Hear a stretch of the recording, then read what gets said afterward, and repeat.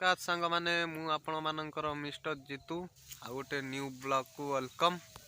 आम बुलिया को जाऊँ आम बिल को। आम बिल रे विभिन्न परिपरिवा चाष होता है। चलतु आज स्टार्ट करवा।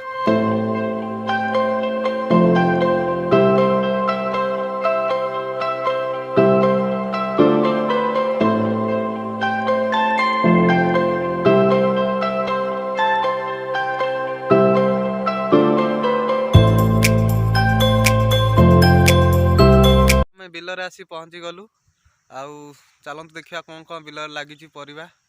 तो ये हूँ बैगण गछ आपण मानक आहरी रुआ भीतर को जाकि देखौछि वीडियोटी कंटिन्यू करंतु। आहरी विभिन्न प्रकार पनीपरिया गछ अछि।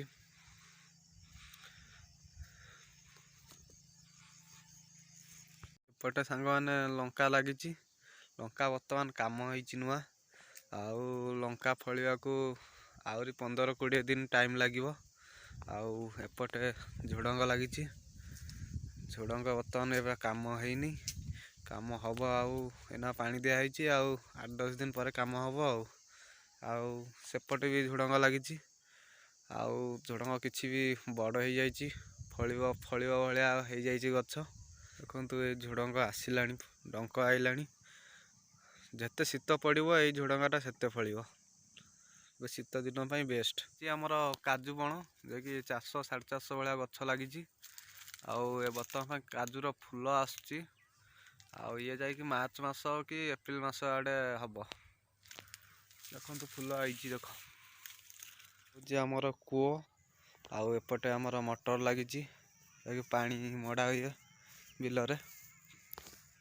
आहरी एपटे अच्छे आहरी नुआ नुआ जिनस लगी। चलतु देखिया एपटे आमर आलू लगाई। आहरी आसतु देखेबी आपण मानक। आहरी एपटे लगी आहरी लगी आमर बोईतालु आउ साग। आहरी एपटे आहरी देखौछि रुह लगी आमर कोबी ओल कोबी। आउ एपटे लगी पियाज। वीडियोटी केमती लगिला आपण मानकु कमेंट माध्यम रे जणांतु। ओके रहिली, टाटा बाय बाय। आउ गोटे न्यू ब्लॉग रे आपण मानक संगे देखा हबो न्यू जगह रे। एतिकी समय भितर आपण माने बिंदास रे रहंतु। वीडियो यदि भलो लागुचे एमिति मते लाइक करंतु, कमेंट करंतु। आपण माने यदि सपोर्ट करेगा ताले हम टिके आगे जाएगा।